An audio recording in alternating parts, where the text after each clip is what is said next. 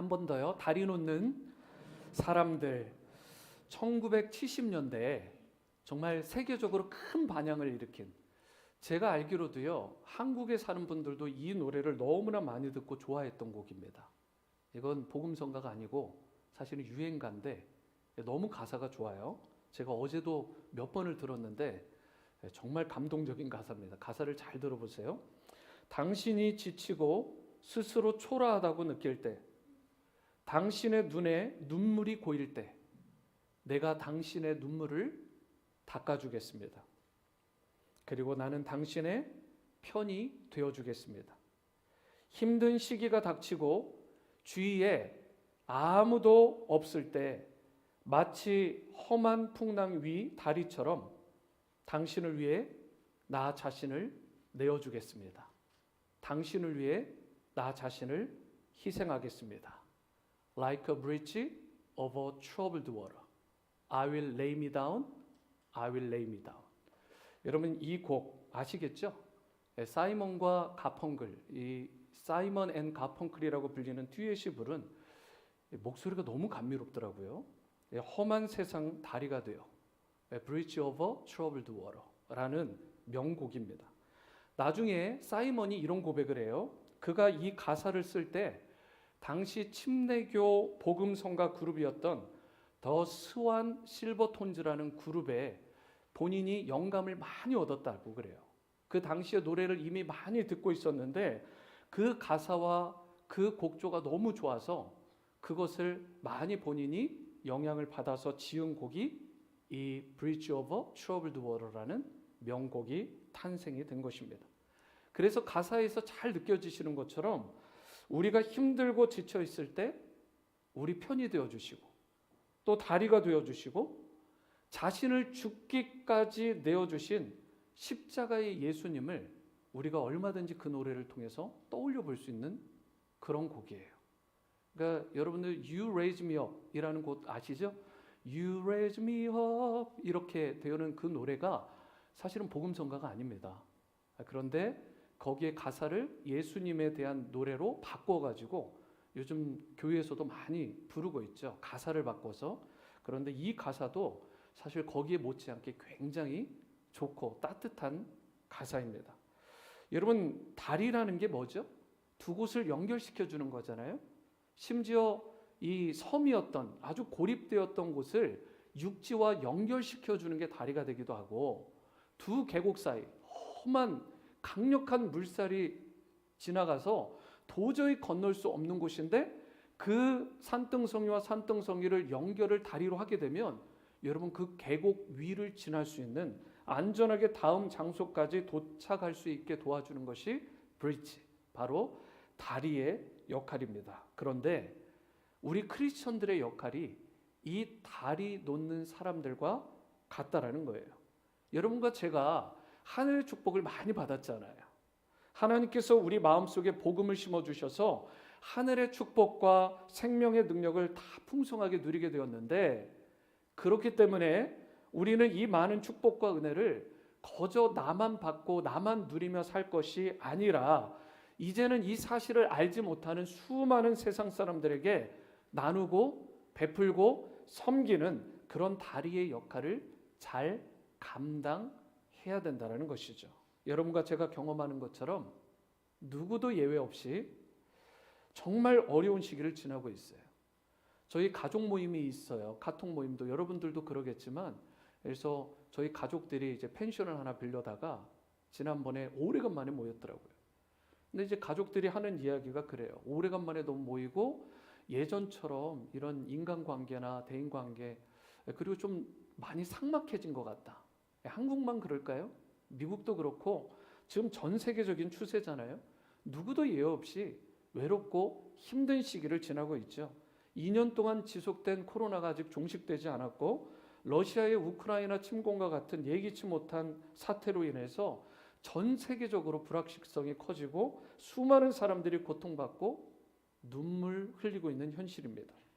한국의 정치권도 미국의 정치권을 봐도 저는 사실 한숨이 나올 때가 많아요. 너무나 치열하게 서로 견제하고 공격하고 협치와 뭐 이렇게 하나 되면 잘 보이지 않고, 계속해서 정치도 안정적이지가 않고, 경제도 흔들리고, 북한의 핵 위협은 날이 갈수록 고조되어 가서 여기에 아예 지금 이제 무감각해져 버렸잖아요. 그런데 우리가 살고 있는 이 미국도 누군가의 말처럼 결코 안전지대가 아닙니다. 제가 텍사스 댈러스 지역에 처음으로 이민 생활을 시작했는데 그곳의 주도가 어스틴입니다. 그런데 거기는 약간 남쪽이기 때문에 사실 토네이도가 잘 생기지 않아요. 허리케인도 잘 치지 않습니다. 그런데 얼마 전에 토네이도가 심하게 왔다고 그래요. 거기다 뉴올리언즈 같은 데도 사실은 토네이도가 생길 수 있는 그 지역이 아닙니다. 그런데 거기조차도 토네이도가 쳤어요. 그리고 얼마 전에까지 살고 왔던 그 산호세 같은 경우도 뭐 샌프란시스코, LA 그 근교로 웨스트 코스트의 대지진, 여러분 안전지대가 없어요. 누군가의 책 제목처럼 허리케인이며 지진이며 기근이며 토네이도며 세상에 안전지대 없습니다. 여러분 이렇듯 우리가 크고 작은 풍랑이 일고 온 땅에 불확실성이 가득한 상황에서 과연 우리가 그렇다면 크리스찬으로서 손을 놓고 있어야 되나? 무기력하게 아무 일도 할 수 없고 그냥 탄식만 하고 있어야 되는가? 그렇지 않잖아요. 성령의 도우심과 능력을 우리가 받아서 이 상처나고 아프고 깨어진 세상에 다리 놓는 사람들로, 그들을 회복하는 일꾼들로 우리가 쓰임받아야 되는 것입니다. 그래야 이 악하고 어두운 세상에 빛을 주고 평화를 주고 또 상처나고 깨어진 세상을 치유하고 회복하게 하는 일에 우리 모두가 쓰임받을 수 있게 되는 것입니다. 그렇다면 우리가 어떻게 할 때 이 상처나고 깨어진 다리에 다리 놓는 사람들로 우리가 살아갈 수 있을까? 오늘 본문 말씀을 통해서 다리 놓는 사람들로 우리 예수님처럼 그렇게 살아가기 위해 필요한 것이 무엇인지 우리가 두 가지 말씀 함께 살펴보길 원합니다. 첫 번째로, 상처나고 깨어진 세상에 다리 놓는 사람들로 쓰임 받으려면 남들이 문제가 아니라 내가 먼저, 우리가 먼저 하나님과 화목의 관계를 이루어야 된다는 거예요. 우리가 먼저 하나님과 화목해야 합니다. 그래서 먼저 18절 말씀을 보시면 모든 것이 하나님께로서 났으며 그가 그리스도로 말미암아 우리를 자기와 화목하게 하시고 또 우리에게 화목하게 하는 직분을 주셨으니, 여기에 보시면 하나님께서 우리에게 일을 맡기기 전에, 어떤 사역을 맡기고 직분을 맡기시기 전에 우리가 먼저 하나님과 화목하게 하셨다라고 말씀을 하죠. 모든 것의 시작자가 누구신가요? 하나님이십니다. 우리가 먼저 하나님을 사랑한 게 아니라 사랑도 하나님이 먼저 하셨어요. 구원은요, 당연히 하나님이 먼저 나에게 베푸셨습니다. 모든 것의 시작자가 하나님이 되세요. 약속을 주시고 언약을 베푸시고 우리에게 말씀과 진리를 베푸신 것도 하나님이십니다. 모든 것이 하나님의 입장에서 하나님께서 먼저 해주신 거죠. 그런데 이렇게 하나님이 모든 것을 다 준비하시고 모든 것을 다 예비하신 후에 저와 여러분들에게 초청하시는 거예요. 타락한 우리 인생에게 기회를 주시는 것입니다. 그래서 우리가 하나님이 예비하신, 하나님이 내밀어 주신 그 은혜의 손길을 붙들기만 하면 그때부터 하나님이 준비하신 모든 것을 내가 풍성하게 받아 누리게 되는 것이죠. 여러분, 여기서 하나님이 내민 손을 붙잡는다, 하나님이 내민 손을 내가 붙든다, 이게 무엇을 의미하는 거죠? 이게 바로 믿음이라는 단어입니다. 믿음. 하나님께서 예비하신 것을 내가 믿고 그것을 받아들이는 것이죠. 하나님께서 예비하신 것을 믿음으로 붙잡게 될 때 하나님이 예비하신 그 모든 복들이 나의 소유가 되는 것입니다. 그 복을 누리는 수준들이 우리가 크리스찬이라고 다 똑같은 게 아니라 그 축복들이 다 다른 거예요. 다 다릅니다. 여기에서 하나님이 내미신 손을 붙드는 게 믿음이라고 했는데, 자 18절 말씀을 다시 보시면 화목해 하시는 일도 하나님이 먼저 시작하셨다라고 말씀했죠. 여기서 화목이라는 단어예요. 화목. 영어로 보면 reconciliation이라는 단어예요. reconciliation. 그런데 이 의미는 무엇이냐면 깨어진 관계, 이 broken relationship을 하나로 만들어주고 회복한다라는 의미가 reconciliation입니다. 그런데 이 일을 누가 하셨어요? 하나님의 편에서 전적으로 우리에게 베풀어 주신 거죠. 하나님과 하나님과 우리 사이가 원수였어요. 깨어져 있고 부셔져 있었는데 하나님이 편에서 일방적으로 우리에게 베풀어 주신 은혜로 하나님과 나 사이가 회복되게 된 것입니다. 그래서 깨어진 관계가 회복되면서 우리에게 참된 평안과 기쁨이 주어지게 된 거예요. 그래서 현대인의 성경을 보니까 이렇게 번역을 했더라고요. 하나님은 그리스도를 통해 우리를 자기와 화해시키셨다. 제가 이 내용을 딱 번역을 보는 순간, 야, 하나님께서 화해를 시키셨구나. make라는 단어가 딱 떠오르잖아요. 하나님의 편에서 일방적으로 하나님의 주권을 통해서 전적으로 하나님이 베풀어 주신 은혜가 하나님과 나 사이에 화목하게 하는 은혜입니다. 여러분이 하나님을 믿게 되고 하나님을 신뢰하고 하나님이 베풀어 주시는 신령한 축복들과 은혜들을 누리게 된 것은 전적인 하나님의 은혜예요. 우리가 한 것이 없습니다. 성경에 따르면 하나님이 하신 거예요. 그런데 누구를 통해서 이 일을 완성하시냐? 18절 말씀에 그리스도로 말미암아 이렇게 말씀하고 있어요. 그리스도로 말미암아. 우리가 사실 지금 사순절 기간을 지나고 있잖아요. 바로 예수 그리스도의 십자가를 통해서 독생자 예수님을 십자가에 못 박혀 죽게 하셨어요. 예수 그리스도를 십자가에 못 박혀 죽게 하심으로 말미암아 하나님과 나 사이에 깨어진 관계를 reconciliation, 화목하게 하신 것입니다. 이와 같이 예수님은 하나님과 우리 사이를 화목하게 하신 브릿지의 역할을 하신 거예요. 다리의 역할을. 그래서 제가 이제 십자가를 볼 때마다 새가족반에서도 소개를 하지만 여러분, 우리 기독교는 종교가 아니라 관계다. 제가 그렇게 설명을 해요. relationship. 그런데 십자가의 정신에 위에서 아래로 쭉 뻗어 있는 이 수직은 하나님과 나 사이의 관계 회복을 의미하는 것이고, 수평 옆으로 가여 있는 이 십자가는 사실은 사람과 사람 사이의 관계가 화목되었다. 다시 관계가 회복되었다라는 것을 의미합니다. 그래서 십자가의 정신을 제대로 아는 사람은 하나님과의 관계, 이웃과의 관계가 온전히 화목해 된 사람. 여러분, 이것이 바로 크리스천입니다. 그래서 나의 삶 가운데 하나님과의 관계 회복도 중요하지만 이웃과의 관계 회복도 중요한 거예요. 왜요? 그것이 바로 크리스천이티, 기독교를 상징하는 것이고, 그 관계 회복을 이룬 사람이 다리 놓는 사람들, 크리스천이기 때문에 그렇습니다. 사실 우리 인간의 마음이라는 게 많은 부분에서 깨어져 있죠. 죄와 상처 때문에 그렇습니다. 오늘날 행복해야 될 가정들이 얼마나 많이 깨어져 있어요. 저희 아이들이 학교에 다녀오면 수시로 얘기하는 게 있습니다. 뭐 한 2주일에 한 번 정도 자기도 모를 거예요. 그런 이야기를 하는지. 그런데 알고 보니까 누구하고 누구 엄마가 아빠가 지금 스텝파더 스텝마더래 이런 이야기를 해요. 무슨 말인지 아시겠죠? 부부관계가 깨어져 가지고 이혼한 거예요. 그런 부부가 제가 계속 듣다 보니까 이 아이를 통해서 여기를 듣고 여기를 들으니까 얘네들하고 평상시 친하게 지내는 애들인데 알고 보니까 이혼했어요.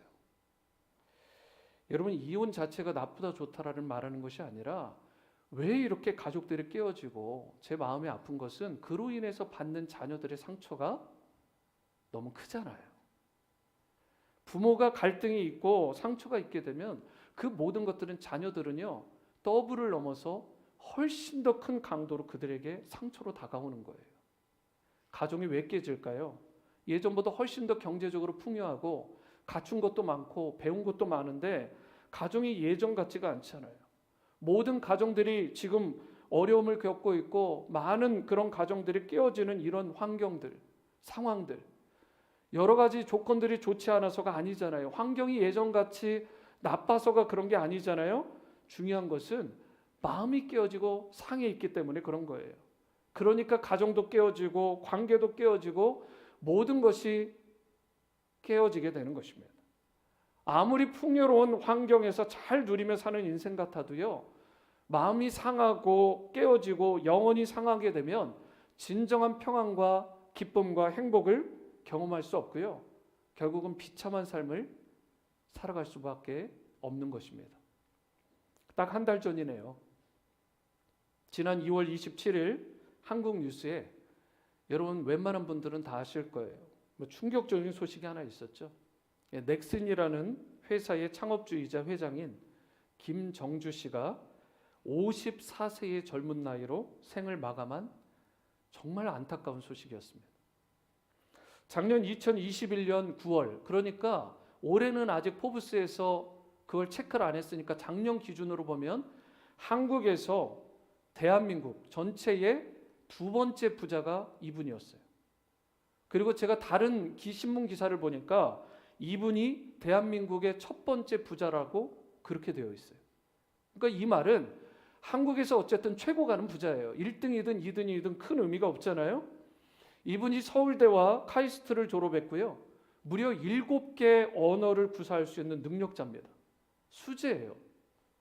게임 산업이 황무지와 같았던 시절에 한국에 넥슨을 세워가지고 게임 업계의 선구자 역할을 감당했던, 그래서 부를 다 이루었고 명예도 있었고 많은 사람들의 존경도 받고 권력까지 쥐었던, 무엇 하나 빠질 것 없이 남부러울 것 없어 보였던 사람인데요, 미국 하와이까지 와서 스스로 목숨을 끊고 만 것입니다. 이유가 무엇인가 보니까 지난 10년 이상을 우울증으로 시달렸어요. 모든 걸 다 갖췄는데 남들은 배부른 투정한다라고 할지 모르지만 얼마나 고통스러웠겠어요. 마음의 상처, 마음의 그 우울함과 그 근심으로 인해서 결국은 그 극단적인 방법을 취할 수밖에 없었다. 여러분 생각해 보면 너무 안타깝잖아요. 우리가 이 땅을 살아갈 때 분명 돈이 필요한 거 맞습니다. 그렇지만 그것이 우리의 행복과 안녕을 보장해 주지 못해요. 화려하고 럭셔리한 삶이 편하고 윤택해 보일지는 모르지만 그것이 참된 인생의 평강과 성공을 보장해 주지 못합니다. 마음이 우울하고 마음이 상처가 가득하게 되면 삶 전체가 스탑되고 다운되게 되고 결국은 상하고 망가지게 되는 것입니다. 그렇기 때문에 우리가 진짜 행복하고 건강한 삶을 살길 원한다면 여러분 진짜 솔루션을 찾아야 돼요. 그런데 성경에서는 그것을 무엇이라고 말하느냐? 이 십자가의 정신과 같이 하나님과 나 사이, 하나님과 우리 사이가 reconciliation, 화목하게 되어야 된다라고 분명하게 진리의 말씀을 선포하고 있습니다. 다른 길 없어요. 하나님과 나 사이가 화목해야 돼야, 회복되어야 우리가 진정한 행복과 충만한 은혜를 누리며 살아갈 수 있게 되는 것입니다. 예수 그리스도의 보혈로 말미암아 우리가 죄 사함의 은총을 누리게 되고 성령의 만져주심과 능력으로 말미암아 외로움과 상처의 문제를 처리하고 하나님과 깨어졌던 관계의 회복을 경험할 때, 그때 비로소 진정한 평강과 은혜와 축복이 여러분과 저에게 주어지는 진정한 크리스천의 삶을 그때부터 살아가게 되는 것입니다. 그래서 욥기 22장 21절에 이렇게 말씀하고 있어요. 함께 읽어봅니다. 시작. 너는 하나님과 화목하고 평안하라. 그리하면 복이 내게 임하리라. 이 말을 반대로 틀으면 하나님과 화목하지 않으면 하나님이 예비하신 복을 받지 못한다는 말이에요. 내가 영적으로 지금 드라이해지고 마음이 곤고하고 자꾸 다운되고 그리고 일도 풀리지 않는 것 같고, 여러분 그러한 일들을 당할 때 가장 먼저 돌이켜야 되고 점검해야 될 문제가 있는데, 그것이 바로 하나님과 내가 진정 화목한 관계를 회복했는가의 문제입니다. 하나님과의 관계를 진정으로 회복해야, 내가 평안한 관계를 회복해야 하나님이 예비해 두신 그 신령한 복들이 나의 것이 되게 되는 거예요. 그렇기 때문에 오늘 이 약속의 말씀을 붙드시고요, 그 무엇보다 여러분들이 최우선으로 삼으셔야 되는 게 있습니다. 그것이 바로 우리 하나님과 화목함을 회복하시는 일이에요. 그리하여 주님이 베푸시는 풍성한 은혜와 축복을 마음껏 누리시길 바라고요, 이것으로 끝나지 마시고 나아가 다리 놓는 사람들로 쓰임받는 여러분과 제가 되어서, 우리 자녀들이 되어서 주변에 상처 있고 또 아픔 가운데, 좌절함 가운데, 우울함 가운데 있는 그들 우리가 찾아가서 치유하고 회복하고 다시 일으켜 세우는 일에 귀히 쓰임받는 교회와 가정과 성도의 삶 다 살아갈 수 있게 되기를 주님의 이름으로 축원합니다. 두 번째이자 마지막은 우리가 세상에 다리 놓는 사람들로 살아가려면 화목하게 하는 사명을 감당해야 하는 것입니다. 화목하게 하는 사명을 감당해야 합니다. 18절 하반절 말씀을 보세요. 또 우리에게 화목하게 하는 직분을 주셨다. 다른 사람들과 하나님 사이, 세상에 믿지 않고 죽어가는 사람들과 하나님 사이를 화목하게 하는 일에 우리 예수님처럼 우리를 또한 작은 예수로 불러주셨다는 뜻이잖아요. 그런데 여기에서 화목하게 하는 직분을 주셨다고 하니까 뭐 목사, 장로, 뭐 집사, 뭐 권사 이런 직분을 주셨다라는 의미가 아니에요. 이건 직분, 뭐 직책, 그래서 타이틀을 말하는 게 아니고요. 원어에 좀 더 충실하려면 섬김의 역할을 말씀하는 거예요. 섬김의 역할. 다시 번역을 해보면 또 우리에게 화목하게 하는 섬김의 역할을 맡겨주셨다는 뜻이 되는 것입니다. 타이틀이나 직책이 아니라 실제적으로 누군가를 섬기고 베풀고 세우는 일에 우리에게 그 역할을 맡겨주셨다. 그래서 헬라어로 디아코니아라는 단어가 사실 직분이라는 단어를 이렇게 디아코니아를 직분으로 번역을 했는데요. 사실 이것은 사역이라고도 번역도 할 수 있지만 직분이라고도 번역할 수도 있겠지만 더 좋은 번역은 섬김이라는 단어가 더 적절할 수 있는 단어. 그러면서 19절을 보시면 곧 하나님께서 그리스도 안에 계시사 세상을 자기와 화목하게 하시며 그들의 죄를 그들에게 돌리지 아니하시고 화목하게 하는 말씀을 주셨대요. 그래서 다른 영어 버전에 보시면 화목하게 하는 메시지를 주셨다라고 말씀하고 있거든요.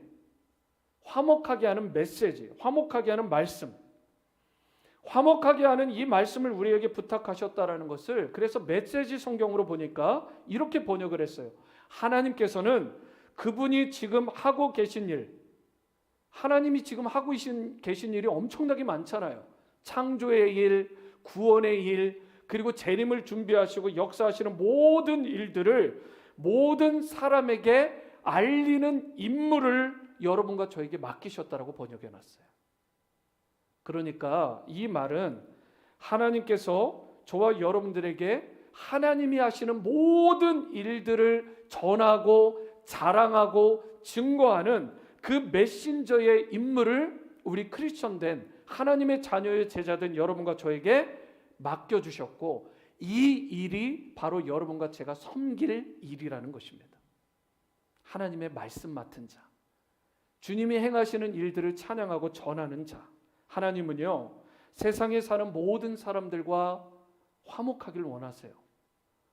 하나님께서는 그분의 사랑을 우리 인생들에게 부어주길 원하세요. 그런데 문제가 하나 있어요. 그게 뭐냐면 죄가 그 하나님의 축복, 이 복과 하나님이 베풀어 주시는 은혜를 막고 있는 거예요. 우리 인생 가운데 죄가 있게 되면 이 세상에 죄악이 관영하게 되면 공의로우시고 거룩하시고 그리고 하나님께서는 모든 것에 정의로우신 분이시기 때문에 이 죄가 있는 인생에게 그 세상에 하나님의 사랑과 축복을 베풀어 주시기가 어려운 것입니다. 그들과 화목할 수가 없는 거예요. 죄가 있는 현장에서는. 그래서 그 공의로우신 하나님께서 이 문제를 어떻게 풀 수 있을까? 그래서 수많은 선지자들을 보냈잖아요. 돌이켜라. repent. 회개해라. 그런데 그 선지자들을 죽이죠. 마지막에 누구를 보냅니까? 독자. 하나님의 독생자 예수 그리스도를 여러분과 저에게 보내신 거예요. 보내셔가지고 죄 없으신 그분이 여러분 죄의 모든 것들을 도말하시고 담당하시고 다 짊어지시고 십자가에서 물 한 방울, 피 한 방울까지 다 쏟아내시고 여러분과 죄의 문제를, 저의 죄의 문제를 해결해 주신 것입니다. 그래서 주님께서 지신 그 십자가의 대속, 리뎀션, 그 구원으로 말미암아 다시는 예수 믿는 자들에게는 정죄함이 없는 인생, 그 죄를 묻지 않고 그 죄에 대해서 하나님께서 다시는 이유를 묻지 않는 그런 놀라운 정죄함이 없는 구원의 은총을 예수 믿는 사람들에게 베풀어 주신 것입니다. 여러분, 이것은 세상의 어떤 가치로도 어떤 것을 다 값을 치러도 받을 수 없는 은혜예요. 여기 있는 여러분들과 저는 그 은혜를 받은 자들이잖아요. 그렇게 예수 그리스도의 십자가 보혈을 통해서 더 이상 정죄함이 없는 인생으로 회복시켜 주신 후에 예수 믿는 여러분과 저, 그 많은 축복과 은혜를 다 누리시게 하고 나서 우리에게 분부하신 게 있어요. 그게 뭐냐? 19절 하반절 다 함께 읽겠습니다. 시작. 화목하게 하는 말씀을 우리에게 부탁하셨느니라. 나만 누리면 너무 이기적이잖아요. 그런데 중요한 건 내가 먼저 누리고 화목하게 된 다음에 반드시 화목하게 하는 사명을 감당하라는 것입니다. 여기서 화목하게 하는 말씀이라는 것은 화평을 만들어내는 말씀을 말하는 거예요. 그래서 이것은 근본적으로 보면 복음을 말할 수도 있고요.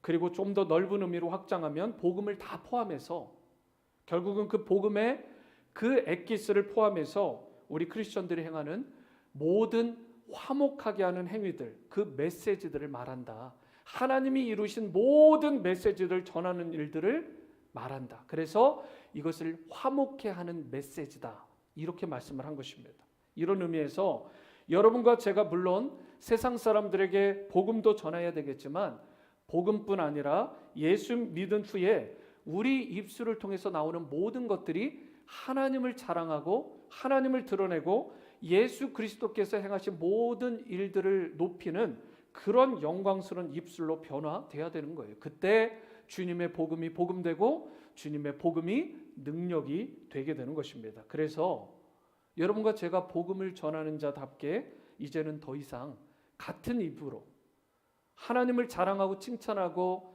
찬양하고 영광 돌리는 입술답게 더 이상 남들 찌르는 언어, 상처 주는 말, 부정적이고 비관적인 그런 말들을 좀 삼가해야 됩니다. 대신에 평화를 담은 언어, 즉 축복의 언어, 사랑의 언어, 격려하고 세워주고 높여주는 언어로 우리의 말과 우리의 입술이 변화가 돼야 되는 거예요. 사실 말이라는 게 굉장한 파워를 가지고 있잖아요, 여러분. 이 말이 얼마나 파워가 있느냐? 하나님께서 천지를 창조하실 때, 이 세상을 창조하실 때 무엇으로 창조하셨나요? 말씀 한마디로 창조하신 거예요. 성경을 잘 보시면 하나님의 말씀으로 창조하신 것입니다. 이 창조의 능력이 언어에 있다라는 거예요. 하나님의 말씀에 있다라는 것입니다. 그런데 주님께서 여러분들과 저에게 또 보여주시면서 예수님께서 이 땅 가운데서 사역을 하실 때 무엇으로 했는지를 잘 보여주세요. 예수님이 사역하실 때 무엇으로 사역했죠? 말씀으로 사역했습니다. 풍랑을 향해서 잠잠하라 이렇게 말씀을 하시자 풍랑이 어떻게 됐습니까? 갑자기 잠잠해졌잖아요. 무려 38년 된 병자였어요. 거지였고 병자. 태어나서 한 번도 일어나 걸어본 적이 없는 그 병자를 향해서 일어나라 라고 말씀하셨을 때 그 자리를 들고 일어나는 역사가 주님께서 말씀하실 때 일어난 거예요. 달리다 쿰 소녀야 일어나라 라고 말씀하실 때 죽었던 소녀가 다시 일어나고 살아나게 됩니다. 마르다와 마리아의 오빠가 나사로잖아요. 굴 속에 갇혔고 이미 사흘 동안을 썩어서 진동된 그런 진물은 육체를 가지고 있었던 이 나사로에게 예수님께서 말씀하십니다. 나사로야 나와라. 그 말씀 한마디에 죽었던 나사로가 다시 부활하는 그러한 역사가 일어나게 됩니다. 여러분, 하나님의 말씀은 파워풀해요. 하나님의 말씀에 능력이 있습니다. 우리의 상처나고 괴롭고 갈라지고 좌절하고 그리고 비관적인 모든 마음들도 하나님의 살았고 운동력 있는 이 말씀, 주 예수 그리스도의 생명의 복음의 말씀이 우리 가운데 심겨질 때 그 심령들이 회복되지 않을 심령이 없는 것입니다. 여러분, 말씀의 능력이 있다고요. 치유의 권세가 있다고요. 우리 자체만으로는, 우리 스스로만 보면 아무 능력이 없지만 우리가 온전히 성령에 사로잡혀서 주님의 말씀을 바르게 선포하고 바르게 믿고 바르게 사용하기만 하면 엄청난 말씀의 역사와 성령의 능력이 충만하게 우리 개인뿐만 아니라 자녀와 그리고 가정과 교회와 온 세상 가운데 임하게 되는 것입니다. 낙심한 자가 말씀을 통해 일어나게 되고 병든 자들이 치유되고요. 심지어 죽음 직전에 있던 인생이 살아나는 역사가 여러분과 저에게 부여하신 말씀을 통해 이루어지는 것입니다. 그렇기 때문에 그 말씀의 능력을 사용하는 여러분과 저의 언어가, 저와 여러분들의 입술이 달라져야 되는 거예요.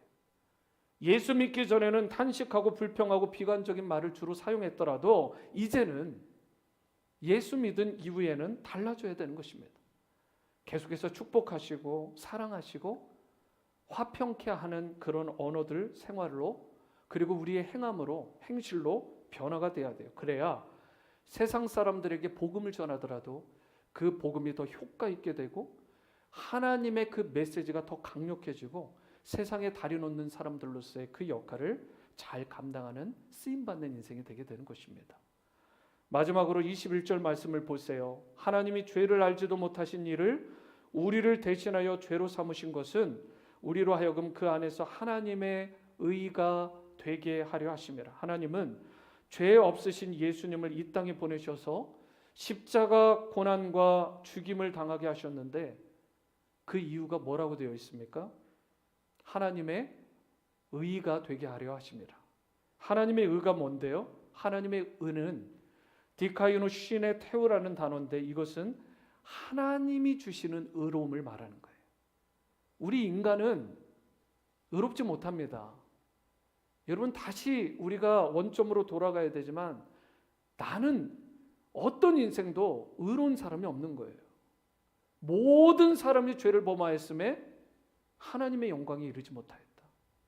여기에 있는 여러분과 저를 통해서 예수 믿기 전에 여러분과 저는 다 소망이 없던 자들이에요. 모든 사람이 죄를 범하였음에.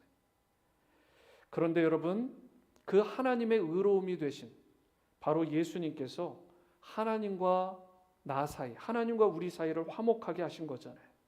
그러면서 하시는 말씀이 하나님이 주시는 이 의로움을 선포하고 나누는 브릿지의 역할을 감당하라고 화목케 하는 자로 여러분과 저를 부르신 거예요.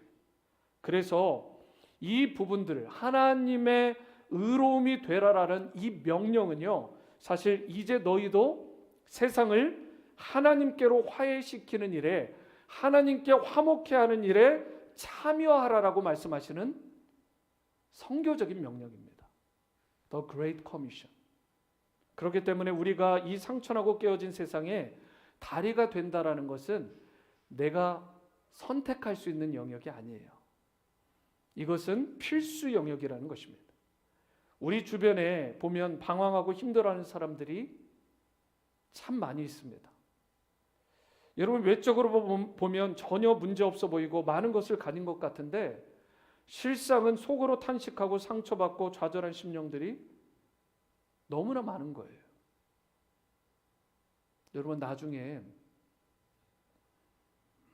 그냥 하나님이 하실 일이니까 하나님의 역사의 그런 관점에서 보고 내가 할 일은 별로 없을 것 같다 해서 복음 전하지 않으면 여러분, 우리가 부끄러운 인생이 되게 되고 나중에 그 인생이 만약에 지옥에 가게 되면, 나 때문에 지옥 가게 되면 어떻게 되겠어요?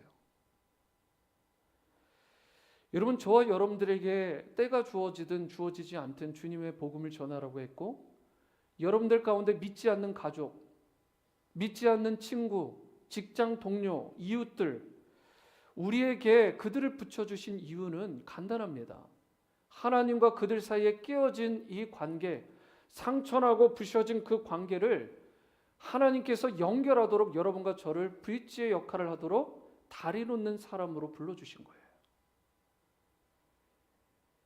왜 이 땅에 많은 것들을 사람들이 소유했음에도 불구하고 탄식하는 삶을 살아가느냐? 속을 조금만 들여다보면 소망 없이 그렇게 회색빛으로 살아가느냐?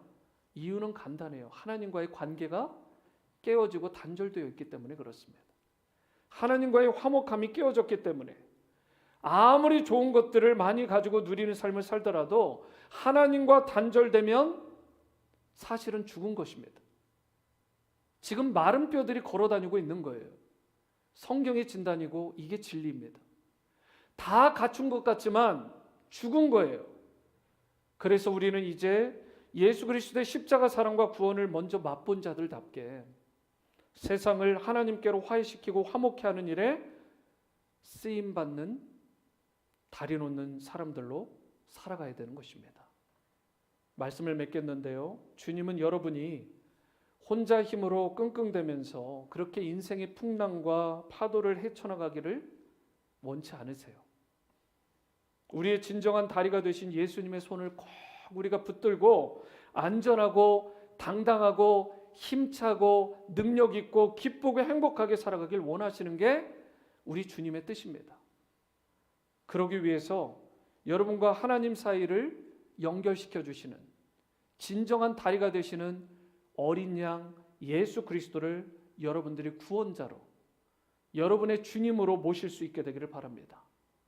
그리고 그것으로 끝나지 마시고 이제 구원받고 축복받은 하나님의 자녀답게 이제 주님께서 여러분 한 분 한 분에게 부여하신 화목케 하는 사명, 다리 놓는 사명을 잘 감당하심으로 수많은 인생들에게 생명을 주시고 그래서 주님 앞에 섰을 때에 웰던 잘했다 칭찬받는 여러분과 제가 될 수 있게 되기를 바랍니다. 단 한 번을 사는 인생, 한 번뿐인 생, 저와 여러분들이 그리하여 가치 있고 열매 맺고 풍성한 성도로서의 삶, 크리스천의 삶을 만끽하며 살아가시게 되기를 주님의 이름으로 축원합니다.